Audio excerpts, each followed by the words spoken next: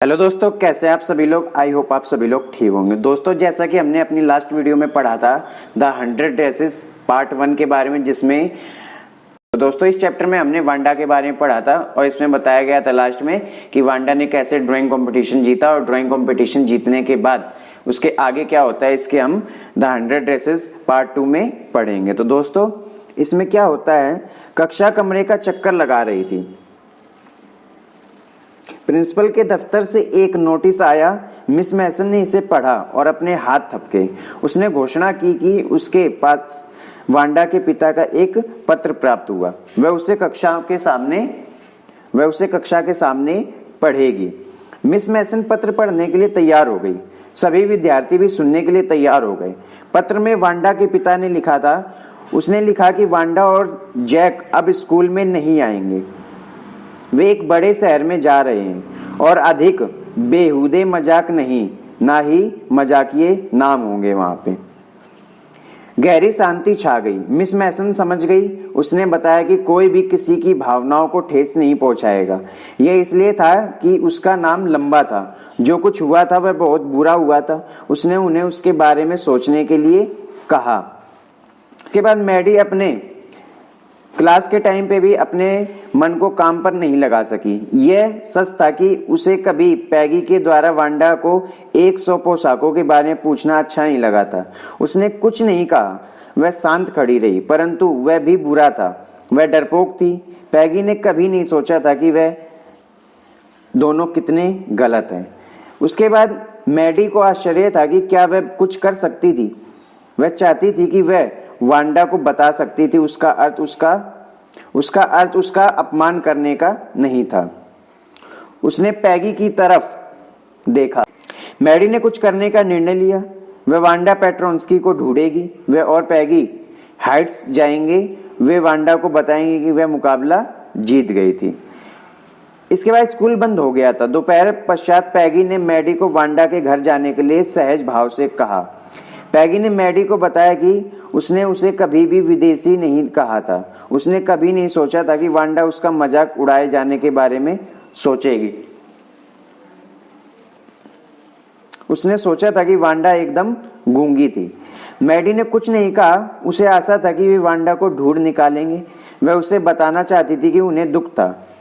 वह उसे बताएगी कि वह वहां से दूसरे स्थान पर ना जाए। आखिरकार पैगी और मैडी हाइट्स में वांडा के घर पहुंच गए। घर टूटा फूटा परंतु साफ दिखाई देता था। उसने मैडी को वांडा की एक पोशाक याद दिला दी। वहां पर जीवन का कोई निशान नहीं था। पैगी ने दरवाजे को खटखटाया, परंतु कोई उत्तर नहीं मिला। पेट्रोन्स्की जा चुके थे। वे कैसे पश्चाताप करेगी। पैगी ने मैडी को बताया कि उस समय कुछ नहीं कर सकती थी। जब उसने वांडा को उसके पोशाक के बारे में पूछा था, उसे उसकी ड्राइंगों के बारे में अच्छे विचार आ रहे थे। वह संभवतः उसके बिना मुकाबला नहीं जीत सकती थी। मैडी ने पैगी के इस विचार के बारे में सोचा। उस रात वह सो नहीं सकी। उसने वांडा, उसकी पोशाक और उसके घर के बारे में सोचा। वह सोचती ही रही। आखिरकार वह एक महत्वपूर्ण परिणाम पर पहुंची। उसने यदि किसी ने उसके सामने किसी दूसरे का मजाक उड़ाया तो उसे कुछ कहने का निर्णय लिया।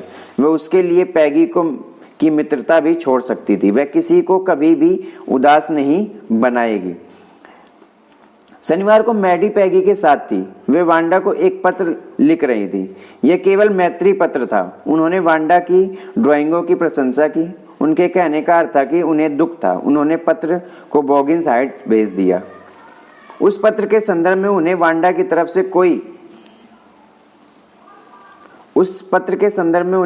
तरफ से कोई जवाब नहीं मिला। पैगी ने इसे भूलना आरंभ कर दिया। मैडी ने वांडा के बारे में भाषण करते हुए सोने की कोशिश की।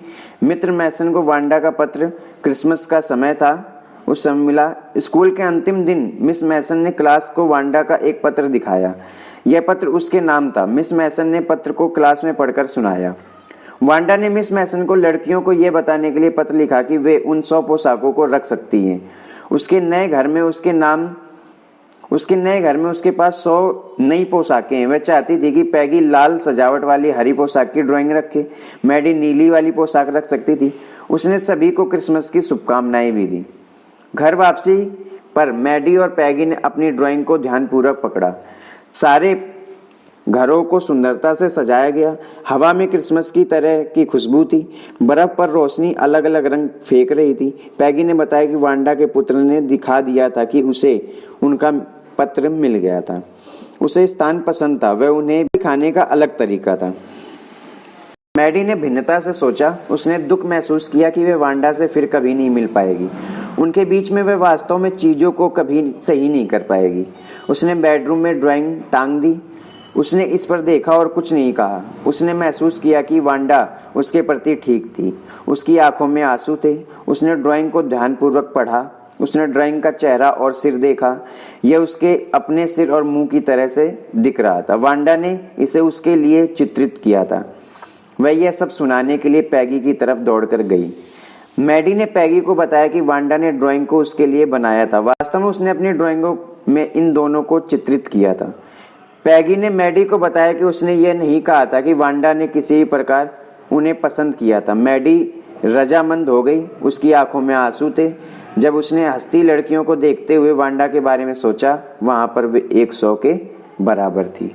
तो दोस्तों, ये है वांडा के बारे में चैप्टर कि वांडा कैसे ड्राइंग कंपटीशन जीतने के बाद उसके बाद वो बॉगिन हाइट्स छोड़कर दूसरी जगह जाकर बस जाती है। उसके बाद उसके फादर लेटर लिख के भेजते हैं कि कैसे उसका अपमान किया गया है, इसलिए वो वहां से छोड़कर अब यहाँ पर सेटल हो गई। यहाँ उसका मजाक नहीं उड़ाया जाता है। इसके बाद दोनों को दुख होता है और दुख जताने के लिए वो उसको पत्र लिखते हैं, उसके घर जाते हैं।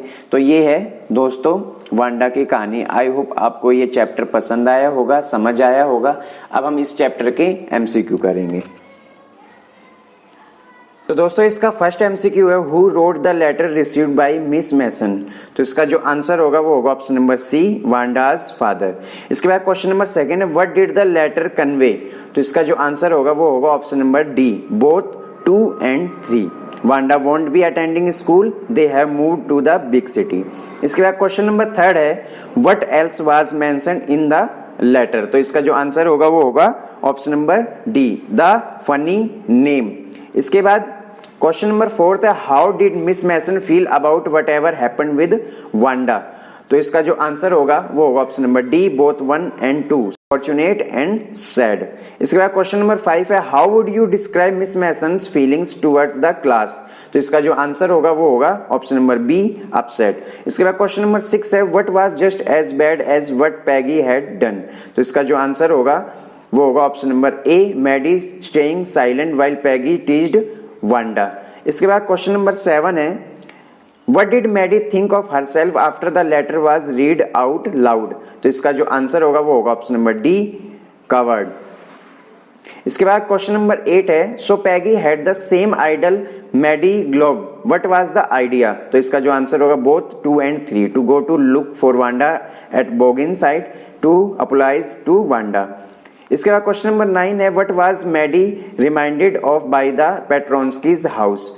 तो इसका जो आंसर है Wanda's dress and unironed but clean. इसके बाद लास्ट क्वेश्चन है question number 10, what excuses does Peggy think for her behaviour. तो इसका जो आंसर है both A and B, Wanda did not know she was being made fun of, she got the idea of 100 drawing only when Peggy asked her. तो दोस्तों ये MCQ। तो दोस्तों I hope आपको ये लेसन समझ आया होगा। दोस्तों यदि आप मेरे चैनल पर नए हैं तो चैनल को सब्सक्राइब करें, लाइक करें और शेयर करना ना भूलें। धन्यवाद।